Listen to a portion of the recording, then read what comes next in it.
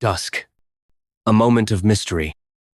The dusk might poke my sense of fear after what happened around my neighborhood. It's been 3 days since my neighbor, Vina, came back. Everyone in the town was panicked when she disappeared. We searched every nook and cranny and yet found nothing. Strangely, after 3 days of despair, there she was, reappeared at her front door barefoot, without a scratch, clean as the day she was gone. Every neighbor sighed with relief watching the reunion. She just smiled, calmly like she had never left. But something about her wasn't the same. Vina and I had been close since middle school, ever since my family moved into this sleepy suburb 5 years ago. She lived 2 houses down, and we'd hang out every weekend. Horror movies, snacks, gossip about which teachers might be dating. Our neighborhood isn't remarkable. Just rows of clean streets, trimmed hedges, and polite greetings over fences. Not too loud, not too quiet, just enough to feel alive. I started noticing things around dusk. People would vanish indoors like clockwork before the sun even fully set. You'd think they were just tired, but it felt off. Windows would shut, porch lights would flicker on, and even the neighbors' dogs would go quiet, like something was expected to happen. Then, one evening, around 6:15 p.m., I saw Vina. She was leaving her house slowly, deliberately right as the last orange hue faded into gray. She didn't look at anyone, just crossed her lawn, turned the corner, and headed straight toward the center of town, to the park. It startled me because she didn't seem sneaky, not exactly, more like compelled. I watched her do the same thing the next night, and the one after that, always at dusk, always alone, always to the park. It wasn't just me who saw her, but everyone else. They looked away. Mr. Hans just closed all the curtains and locked the door after he saw her. Mrs. Yang shushed her children, and then only silence in her house. No one dared to watch. No one made a sound. Even my mom avoided the subject when I asked every dusk approached. Everyone seemed to know something, but no one wanted to say it. And the air, it got heavier as the sun completely set. The dogs didn't bark either. No pets. Even crickets made sound. Streetlights buzzed longer than usual. And later, after the dusk approached, I started hearing things. Music. Laughter.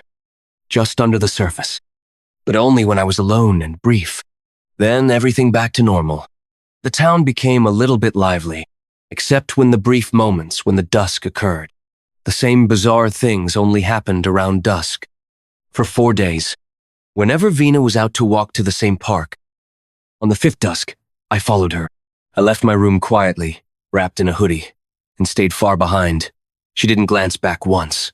Her steps were light and steady and silent and barefoot, like someone who already knew the way. Just straight to the park. My body just moved to follow Vina. She just walked and not turned her back. The park in our town isn't much. A few benches, a broken fountain, a playground no one uses anymore. But at the center stands a giant tree, the oldest one in the park, compared to other trees. It seemed like it doesn't belong there. Too tall for its roots, too twisted for its species. Gnarled branches spiral upward like they're straining towards something, or listening. Its leaves were unusual, broad and thick, hanging heavy from the ends of its twisted limbs. When the leaves rustled in the wind, it made sound like a disaster was approaching. The bark isn't rough, it's ridged, layered in a pattern that looks almost deliberate. Like scars. Like something kept trying to escape from underneath. A little too pale. As she stopped at the tree, the trunk seems to move, not sway shift. Like it's exhaling, with rough breeze made noise inside your head. The moment after Vina walked right up to it. Something rippled in the air behind her. A shimmer, like heat, but cold. A crackling sound was heard through the earth like veins of the tree. Vanished. I blinked, rubbed my eyes. Nothing. She was there, then she wasn't. Like reality folded inward and swallowed her whole. Silence. As I tried to grasp the reality, the wind shifted, followed by something laughter, high-pitched and echoing, like it was bouncing through metal pipes. It didn't match the emptiness around me. Then music faint, but distinct. A party, but far away or underground. I turned and ran. Just ran away from this creepy place. I don't remember deciding to, I just did. all the way to her house. I told her parents everything. I must have sounded crazy, but they believed me or wanted to. They called the police. Neighbors joined the search. Flashlights, drones, dogs. No one found anything, not even a footprint by the tree, as no sign of life presented in that park. Everyone gave up to look for Vina. Her parents cried and hoping her daughter back the next day. It didn't stop the faint party's noise every dusk. 3 days passed. On the third morning, she came back again, same as last time. Her parents welcomed her with pure joy and wrapped her in a tight hug, crying. She smiled at me when our eyes met over the fence. Her eyes, a flash of bloodshot red, like every vessel had burst. Then, gone, clear and soft again. The moment of joy and relief only happened a brief. When Vina visited me, I was afraid, not happy. I didn't know what to say, but she spoke first. She said she found them. I asked with dry voice who she referred to. She, with delightful tone, explained her new friends behind the tree. They throw these parties every night. There's food, music. It's amazing to her. She asked me if I want to join the party. I instantly rejected her without any reason to explain. Just afraid and anxious. What would happen to me if I accept her invitation? Just because Vina was my friend didn't mean I have to follow her everywhere. She wasn't angry, just replied, "Okay," with bright tone and left to ask the others. A moment when she was waving me a goodbye.